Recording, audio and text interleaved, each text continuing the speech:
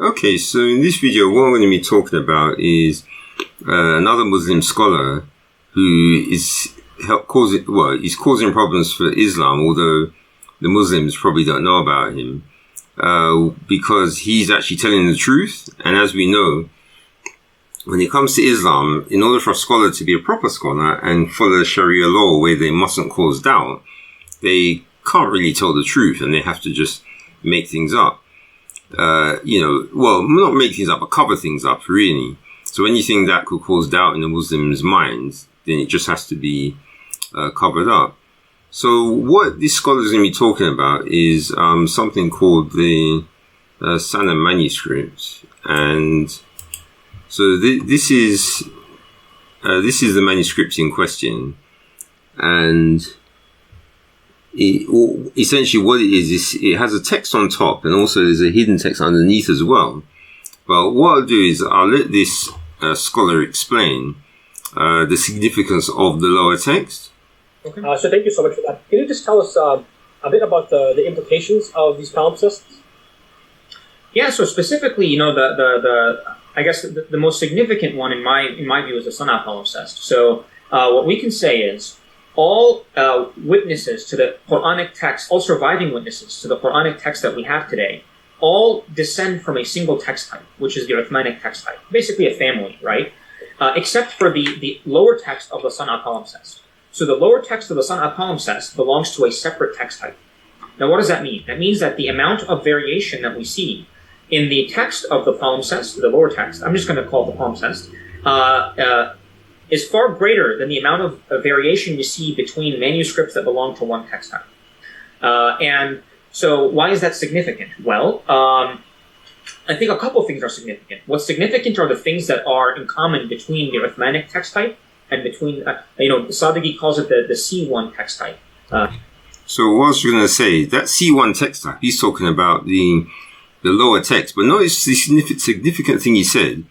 He said that there's things in common. So if there are things in common, that means there's going to be subjects which are similar, which means it's talking about similar or the same things, which means that it's a Quran as well. Because if the top text is a Quran and and the text below is similar, then that's a Quran as well. So how many Qurans have we got? Let me just skip back so you hear all of what he says. Sadeghi calls it the C1 text type. The text type of an unknown companion. So there are similarities between the two text types that I think says a lot about the nature of the Quran prior, to the sort of the existence of either one of these text types. So notice he said the unknown companion. So what's this all about? Have you ever heard any Muslims talking about this? And remember, this guy is definitely a Muslim. Look at all these books there at the back. And of course, to be a proper scholar, he's got to read through all of them, which takes a long time.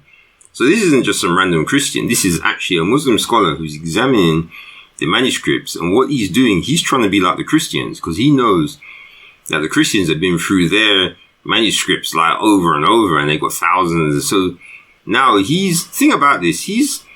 As far as I can see, he's not doing this because some rich Muslim has told him that they want to discover about, what's happened with these manuscripts. As far as I can see, he's just a normal scholar, and he's doing what scholars do, which is investigate. But the problem he has is that he's not using any deception as far as I can see, and that's going to be a problem. But sort of in some, we see a degree of variation in the palimpsest at the level of words, at the level of certain phrases, that is not really present in your Uthmanic text. And what's very fascinating is that some of these variants that are found in the palimpsest, they actually mirror some of the variants that are reported in literary sources about companion codices. So, what is a companion codex? A companion codex is essentially, we don't have any surviving companion codex, let me put it that way, but we have reports in the literature, major companions had their own codices, had their own mushafs prior to the Uthmanic project. So what was the reason I paused there is, so I just wanted to say, what he's talking about is similar to when people talk about the Church Fathers and the New Testament, because people will keep complaining and say, we don't have any we don't have any old manuscripts of the New Testament. But the Church Father writings will talk about, they'll quote from those New Testament writings, which are around at their time. So even though we don't have the manuscripts, we have separate writings which talk about those texts. And so he's saying the same thing here, that even though it sounds like the Muslims have obliterated the text of the other companions, which were separate from the final Uthman text. What he's saying is that there were people of around that time who wrote about the other codices, and then he's got their writings and compared it to the lower text. So, so he's compared it to the lower text that you can see underneath here. And what he's saying is that some people have found similarities between the lower text and what people have said about those codices of the other companions, which, have been obliterated by some scamming Muslims, I presume. Ibn Mas'ud in Kufa, for example, had major companions had their own codices, had their own mushafs prior to the Uthmanic project. So Ibn Mas'ud in Kufa, for example, had his own mushaf. And Ubay ibn Ka'b also had his own mushaf. And, works like Fadal al-Quran and Kitab al-Masahif and many other, works, what they do is they report some of the variants that were present in those masahif, in those codices. So notice what he's saying. He's talking about some documentation they have which actually reports the differences between the codices of the companions. So this thing about it, this is a scholar, Muslim scholar, and he's just talking truth. He doesn't care about all these deceptive scholars like Shabir Ali and all these other ones who want to lie about this, lie about that. He just wants to tell the truth. Problem is, by him being so truthful like he is here, he's making things worse for Islam. That's the thing, because the other scholars have lied so much that now that he's coming and telling the truth, he's causing a problem. So now, if the lying scholars never existed, and he came out saying what he's saying now, like how Bible scholars are talking, then we would just be having a back and forth saying, yeah, we have these problems with the Bible. Then he'd come along and say, yeah, we'd have these problems, to do with the text in the Quran, and we just have a comparison. But no, what happens is the Muslims, because they've been deceived by the lying scholars, they come along and say, no, the Quran's perfect and the Bible's corrupt. But this scholar here, he doesn't want any of that nonsense about trying to lie about one and say something about the other. No, he prefers to just do the research and bring the research out and then just talk about the research, which is truth. But the problem is what he's doing is kind of, well, you could say it's against Sharia law, but you can tell I don't think this guy really cares about Sharia. He cares more about truth. Or in works like Fadal al-Quran and Kitab al-Masahif and many other, works, what they do is they report some of the variants that were present in those masahif, in those codices, or in codices that belong to those traditions, those text types. So while the Sana'a palimpsest, the C1 text type, is not the Codex of Ibn Mas'ud, is not the Codex of Ubay ibn Ka'b, is not the Codex of Al-Nuqdad, it's none of those. It's its own, it's the Codex of an unknown companion, as Sadeghi and Gudarzi would put it. So notice what he said there. He's saying there that this text, which is below the standard manuscripts, is of an unknown companion. So here we have some mystery new companion who, this Muslim scholar, obviously, it's not just him. There's other scholars Islamic scholars who looked into this. But guess what? You will not hear a single word about this from the Dawah Muslims because they can't. See, with the Christians, we don't have a choice. The scholars have done their work. They publish their papers. So it's all out there. But with the Muslims, they have to hide all this stuff. But this guy, obviously, he doesn't care about all the deception and lies. He just wants to be like the Christian scholars. The Christian manuscript scholars, I should say. He wants to just be able to say the truth, just like the Christian scholars. But I just get this feeling he's going to be causing problems by doing that. And really, he should be sticking to the lies like the Dawah Muslims. Yet it reflects this. The Codex of Ibn Ka'b is not the Codex of Al-Nuqdad. It's none of those. It's its own. It's the Codex of an unknown companion, as Sadeghi and Gudarzi would put it. Yet it reflects the same degree of variation, the same types of variants that you get in the companion codices, in the literary traditions, are found in the palimpsest. And some verbatim, like identical variants that are reported to belong to companions were also found in the palimpsest. And another observation that they make is that they say, well, despite these differences, the Codex also has a different Surah order. So that's one interesting thing. We also have reports of Ubay's Codex and even Mas'ud Codex having different Surah orders, and we find. So notice what he's saying there. So see, this guy's too truthful. He's literally telling you stuff that the Dawah Muslims would have him put in jail for. Because this is not the sort of stuff that a Dawah Muslim would want to hear Muslims like hearing about. Because now what he's literally saying is that when it comes to the Quran, it's just like the Bible. And the Bible and manuscripts, it's the same thing. Yeah, there's just no difference. And this guy, because he wants to be like a Christian scholar, he's just telling the truth like 100% without hiding anything. But of course, when it comes to the lying Muslim scholars, they would completely disagree with what this guy is doing. The Codex also has a different Surah order. So that's one interesting thing. We also have reports of Ubay's Codex and even Mas'ud Codex having different Surah orders. And we find this one, it doesn't perfectly match any companion Surah order that we have, but it's closest to Ubay ibn Ka'b's, as far as we can tell. So notice what he's saying there. He's saying that the Surah orders are different in the different codexes. Now, have you ever heard the Dawah Muslim talk about that? Have you ever heard Shabir Ali talk about that? And he shows you that this is a proper, truthful Muslim scholar, and this is what a truthful scholar will say. He'll just tell you, give you the information, and he won't be deceptive, and he won't try and hide anything. It doesn't perfectly match any companion Surah order that we have, but it's closest to Ubay ibn Ka'b's, as far as we can tell. So what we can say is that, somewhere around, the codification of sometime around the codification of the Quranic text, Surah order was not fixed. So Surah order was a little bit fluid.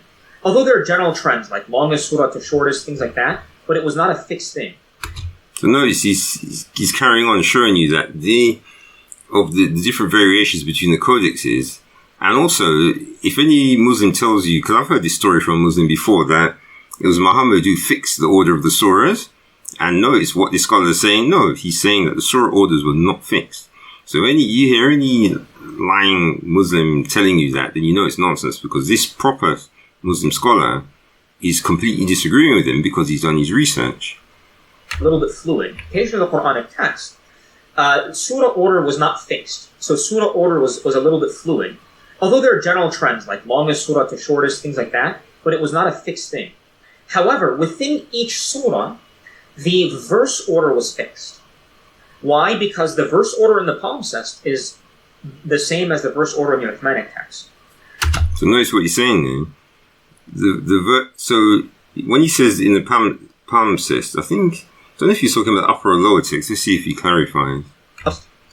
Why? Because the verse order in the palimpsest is the same as the verse order in the Uthmanic text, with very, very minor. So I think there's like one verse missing, and it can be explained as like an eye skip, like a parableipsis or something, so a scribal error basically. It can be ascribed to that. And I think that there's two short verses that are transposed. We sort of get similar reports that that are present in the Codex of Ibn Mas'ud. But by and large, if someone who sort of looks at the structure of a surah, oftentimes they're made up of these small pericopes that are by and large quite independent of one another. You don't find any of them that are shuffled around. You don't find any sort of verses that are not present or extra verses that are present. By and large, the structure of a surah is fixed by this point in time, with the wording still a little bit fluid. Now, what does and the surah order, of course, being not fixed. So notice what he's saying there. So anyone who tells you that it was Muhammad who did that, it's not true. This scholar obviously does not believe that at all, because he knows of the variations from the research that he's done. So he's definitely would not say that it was Muhammad who determined what the surah order is. But notice he said the verses are fixed. So someone obviously in the past had determined how the verses go inside each surah. But the order of the surahs, no, that wasn't, as far as this guy is saying, that was not fixed by anyone. Now, what does, and the surah order, of course, being not fixed. And so, Bahnam, he applies the principles of textual criticism to determine, or try to show, rather, I think pretty convincingly, that the Sana'a palimpsest, the C1 text type, is not a direct descendant of the Uthmanic text type. So it is not the case that that someone took the Uthmanic text type and then, made some changes to it, or, they didn't recall things really well and introduced all these variants. That it is sort of, they share a common ancestor, is the best way to put it. And that allows one to say things about that common ancestor. So notice he's talking about common ancestor, and of course that's a term used by the evolutionists. But essentially what he's trying to say is that the Uthmanic text and this mystery text, which is in the bottom text, they both come from another text. But where this text is, of course, we've got no idea. So let's see if he can come up with an idea for where it is. And that allows one to say things about that common ancestor. Now, he identifies the common ancestor as he calls it the prophetic archetype. And what he would say is, well, the mechanism responsible for variation between the palimpsest and between the Uthmanic text type, and also the companion codices, like holistically, how do we explain these variations? The way he explains it is, he says, well, if you look at it, this doesn't look like a case of written transmission. The degree of differences, because we have a whole family of manuscripts, a whole lineage, the whole Uthmanic lineage, and we can compare manuscripts. And the fact of the matter is, all manuscripts that belong to the Uthmanic text type are more or less identical, barring well-known identifiable scribal errors and like little things here and there, right? So and the main difference is spelling. So spelling changes over time, so you have spelling, but the text, like what is being conveyed by this document, by this text, it is basically the same. It has not really changed at all. And the thing is, what he's describing there is exactly how it is with the New Testament manuscripts. It's the same thing. What's being conveyed in the manuscript does not change. Yes, you might have, words switched here and there, like I've done in another video I did on a different channel. But what the message is bringing is the same. And now he's just saying the same thing. So regardless of the variations, the message is still the same. So, but then that, of course, means that those scholars who are saying that it's dot for dot, word for that word, they're all lying. Because this scholar would 100% disagree with them. By this text, it is basically the same. It has not really changed at all. All right, so it's basic. So we know what written transmission looks like. It looks like that. And the differences between the Uthmanic text type and the other ones is not the same. It's far more, like there's a greater degree of variation. But it's also not oral, because we know what oral transmission looks like. We can compare very early versions of, hadith or of Surah, and we see the degree of variation between them. So notice what he's saying there. He's telling you how bad oral transmission is. And the fact that when he, as a scholar, studies oral transmission, he sees there's variations. So they needed the text in order to stop the variations. So whenever any Muslim comes and says, no, oral transmission is the best thing ever, this scholar, I'm afraid, this scholar would disagree, and all those lying Muslims need to come and deal with him rather than come and tell us their lies. Versions of hadith or of Surah, and we see the degree of variation between them, and it's far greater than what we find between the different Quranic text types. It's somewhere in between. So what Behnam calls it, he says it's sort of a hybrid written oral transmission. Now the model that he proposes is one of dictation. So he suggests that what might have took place is the Prophet might have been dictating Quran, and he had scribes that were writing down material. And they sort of took down the cliff notes, and when they went back home, they filled in the blanks, and they filled it in a little bit different.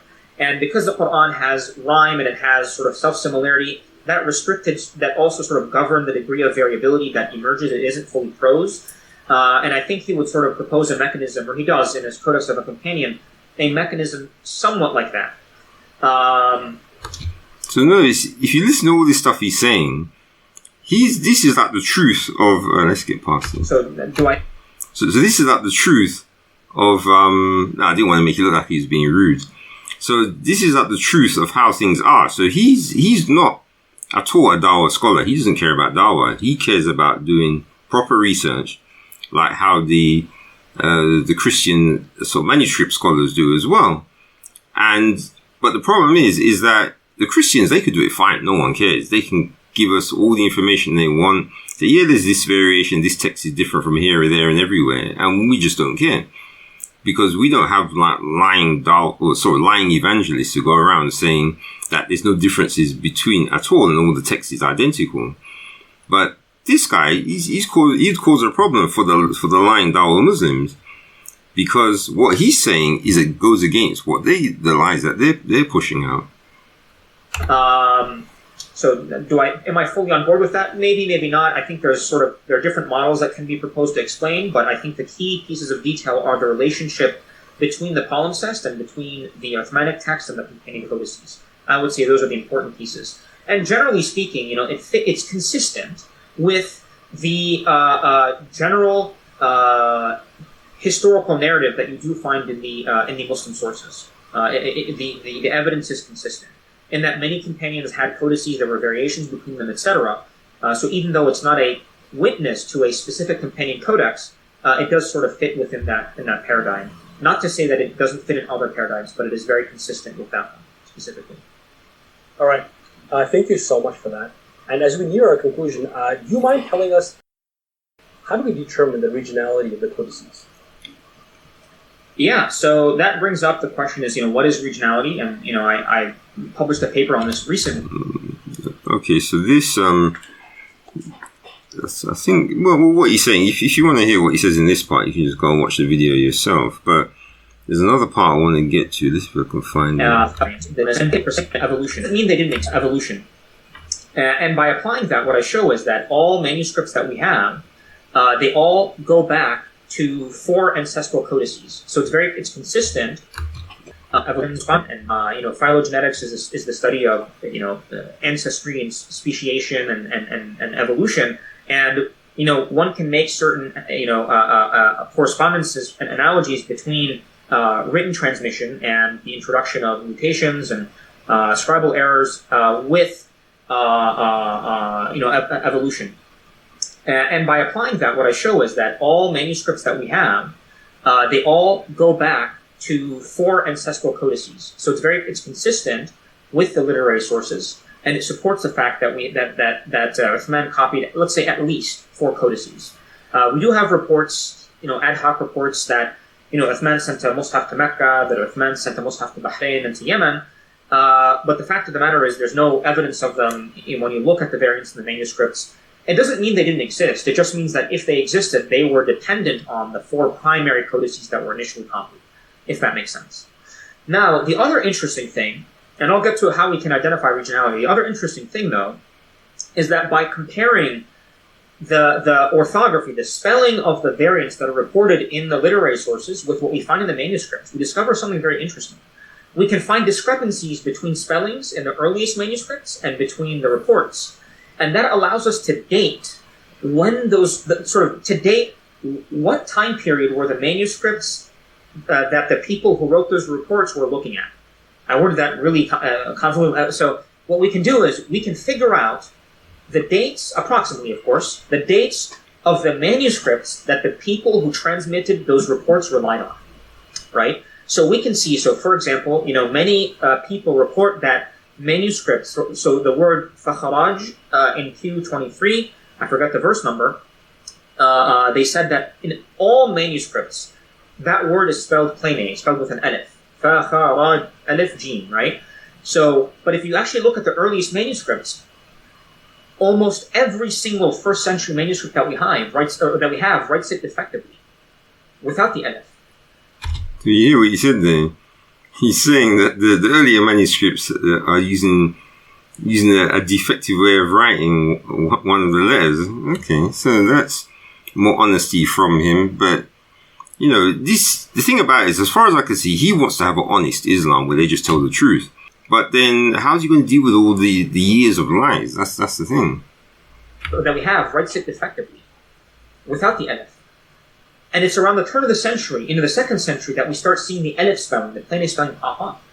And so we can say that, well, if someone is going to say that every single manuscript I've ever looked at has the alif spelling, well, then that tells us something that they weren't really looking at the earliest manuscripts. They were looking at manuscripts that came from at least the 2nd century, if not later. And then you can do that as well with the regional variants. And what you can figure out is, and what I propose is that knowledge of these regional variants was not known at the time of codification. So when this Uthmanic text type was produced, people didn't realize there were these minor differences between them. But as people interacted, so people traveled from Kufa to Basra to Medina, they realized that the readings were a little bit different. And then they started going through and they were curious and they started comparing their readings. And what they found out, and then they started picking and choosing between these variants. So someone might like, for example, Abu Ja'far, he's an early Medinan reader. He reads, هو الذي ينشركم في البر والبحر. In Q10, he reads ينشركم, which is a Syrian variant. It's not a Medinan one. And so you can see early on people start picking and choosing and mixing between these variants. So here's the interesting thing. If anyone out there knows where to get this Syriac, did you say Syriac? Yeah, variant of the Quran, then, you could get some Arabic speakers to do a comparison of it, isn't it? Yeah, it's not a Medinan one. And so you can see early on people start picking and choosing and mixing between these variants. And the way that we would sort of, in a non-judgmental way, we would say that that's contamination. So you're mixing in different text types. So you heard that. You said it's contamination. So the Muslims, they have contaminated manuscripts. Isn't that interesting? Do you think you've ever heard any dawah Muslim ever say that? Well, I think the answer would have to be no. So you're mixing in different text types. And you can also see that in manuscripts. So basically our earliest manuscripts are almost all purely one regionality, right? They're almost purely Medinan, Syrian, etc. And then by the end of the first century, you start seeing these, contaminated manuscripts pop up. He loves that word, man. You imagine a dawah Muslim would be tearing his hair out listening to this guy speaking. And he said, what is this guy saying? You need to deal with this guy. They go around trying to find him. I don't know. But you hear how he's talking freely about this. And, I'm sure even a Christian scholar wouldn't be so happy saying contaminated. But this guy just doesn't seem to care. Contaminated manuscripts pop up. Contaminated manuscripts pop up. Contaminated manuscripts pop up. Contaminated manuscripts pop up. Yeah, I had to repeat that one because you just love when you hear him say that. Early Medinan, Syrian, etc. And then by the end of the first century, you start seeing these, contaminated manuscripts pop up. And so that's sort of, and of course, one important point to make is that manuscripts are mobile, right? So regionality, I like to think of as in terms of a subtext type. It helps you identify, the genealogy of a manuscript, but it doesn't mean that a manuscript that has Basran regionality was produced in Basra, let alone read in Basra, let alone discovered in Basra, right? Or sort of like rediscovered, in Basra. These manuscripts were mobile, and we have now some were not mobile. So some we can say stayed in one location for a long time. So there's a manuscript, this Codex Damascensis that I'm working on. Its regionality is Syrian, in fact, and its verse count is Himsi. So actually the variants are Himsi. The verse count is Himsi. The addition, the later vocalization with the red dots is also Syrian, if not Himsi. And the manuscript, the provenance of the manuscript is actually the Umayyad mosque. So it actually was in Qubbat al-Khazna, which was this big dome. It was kind of like a Geniza, where people sort of disposed of religious material, and which was opened up by the Ottomans. And this manuscript, it comes from there. And so I would hypothesize that this manuscript spent most of its life, or its entire life, in Syria. But that's not the case with everything. So we have things that were recovered in Egypt in the Masjid Amr ibn al-As in Fustat in Old Cairo that has Medinan regionality, right? So and they're very old manuscripts. So that's not necessarily a given. So what I'll do right now is I'll share my screen and I'll go through a little bit of some tables in my paper and show how one can determine regionality. All right, yeah. So he's just gonna go back to the technical stuff. And the thing about it is, see, I'm showing you this part of this stream, and essentially if you ever watch through from the beginning up until 1 hour 40 minutes, it's pretty much all stuff like this where he's showing charts, and etc. He's just going through all the technical stuff. And you have to wait for literally 3/4 of the video before he starts coming out with all of this dawah busting sort of, talk where the dawah Muslims will just start fainting when they hear what he's saying. And so, I don't even know you're sure why. No, I think the reason why I watched it is because I saw some other Muslim mentioned this video, and that's the thing. And I can't remember the reason why. So I just thought, I'll just listen to it. And I was there listening through most of it. And yeah, it was interesting what he was saying, but there was nothing like, that you could use against the Dawah Muslims. But then as it got near the end, that's when all this stuff came out where he's just being super honest and, pretty much going against what the lying Dawah Muslims have been saying all this time. So I'm just going to find, there's one last thing that he said. I'm going to see if I can find that. So it's a whole good on a great one looked at this. So that's a project I'm working on right now that I'm hoping to finish up soon. I'm also interested, as I mentioned, radiocarbon dating. So I've been sort of putting together a paper on that. One thing I do talk about, I mentioned, is this idea of long-term storage of parchment and sort of pointing out or laying out, I don't know if I would call it like a guide, but basically proposing a standardized approach that I think everyone in the field should follow when it comes to publishing, reporting on, commenting on, and analyzing and contextualizing radiocarbon dates for a manuscript. And other things to do with that. Hopefully a couple new dates for some manuscripts as well. So maybe some new datings as well in that. The final thing I'm kind of working on that I want to highlight is we talked a lot about the palimpsest, and so it turns out there's another manuscript out there that is sort of contains as much. I don't know of any other manuscript that contains as much variation as the palimpsest. So there's a manuscript that has many sort of deviations from the standard Uthmanic text type. Yeah, and you hear it, and this is why I had to find this part. Because this guy just doesn't care. See, he's found another manuscript which is even worse than the Sana. And as you say, he's talking about how it deviates from the Uthmanic text. So, of course, you'd never have heard a Dawah Muslim tell you about this at all. But yet this guy is out there on the internet doing talks here, there, and everywhere about this. So as far as he's concerned, this is normal. But as far as the Dawah Muslim is concerned, this is like sacrilege, because, of course, we know in Sharia law that you're not supposed to put doubt into the mind of a Muslim. But as far as I can see, this scholar doesn't care about Sharia law. He just cares about truth. And, that's how life should be, really. Truth should matter more than some fake laws that man has made up. Many sort of deviations from the standard sort of contains as much. I don't know of any other manuscript that contains as much variation as the palimpsest. So there's a manuscript that has many sort of deviations from the standard Uthmanic text type. And I've already sort of produced an edition of this manuscript, and I've completed most of the analysis, and I plan on turning it into a monograph, I think. And the idea is, I think it says a lot about how sort of the mechanics of how written transmission happened. I think it says a lot because of the nature of the variants in it. I think it says a lot about, which are very different from the ones present in the palimpsest and the Sonat palimpsest. It also says a lot about the relationship between the Uthmanic text type and the palimpsest. And I think it's going to be a very fascinating and a very important contribution to the field, I hope. So, those are some of the projects I'm working on right now. Excellent, thank you. Right, so that's the end of that, as you can see from the time anyway. So essentially, when I watched this, I thought, this is amazing. So here we have a Muslim sort of Quran manuscript scholar who's really digging in, just like how the Christian scholars have been doing for years with the New Testament manuscripts. And this guy, you can see he's enjoying himself like a proper researcher should do. But the problem is that he's enjoying himself as a researcher, but all the enjoyment he's having, the Dawah Muslims are not going to enjoy it at all.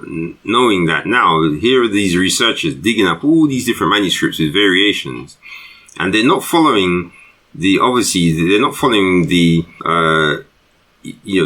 standard, way that Muslim Dawah people are supposed to, do the cover-ups and the lies, etc. And of course, it's as he's talking, he's not talking about attacking any other book or, any other manuscripts either. He's specifically sticking to the Quran. If he finds a problem with it and a variation, he doesn't care. He'll tell you. But as you can see, this guy wouldn't really do so well. And the other interesting thing is that this particular channel that this is on doesn't even have that many subscribers. I think I've actually got more subscribers than he has. And so it's more on these quiet channels where you will find more truthful things.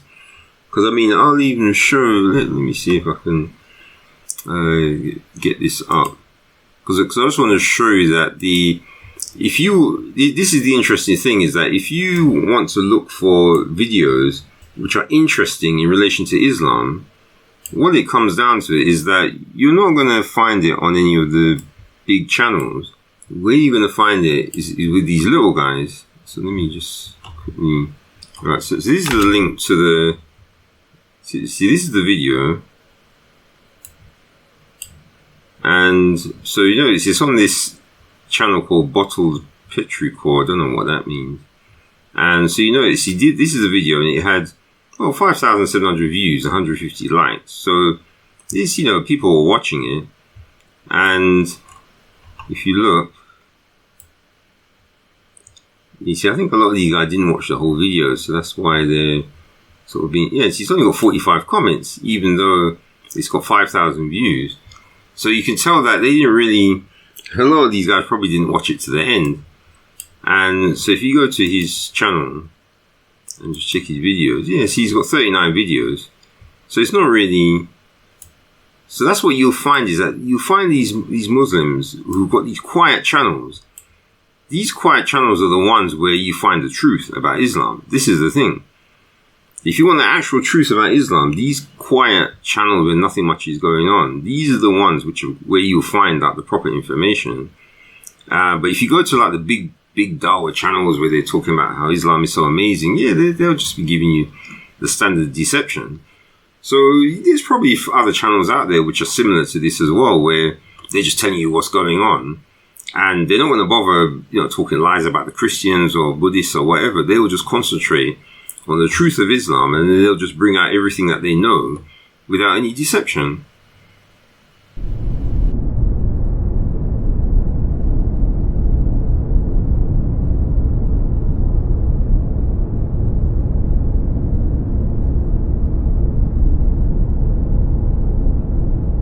Israelites will return to take down Islam.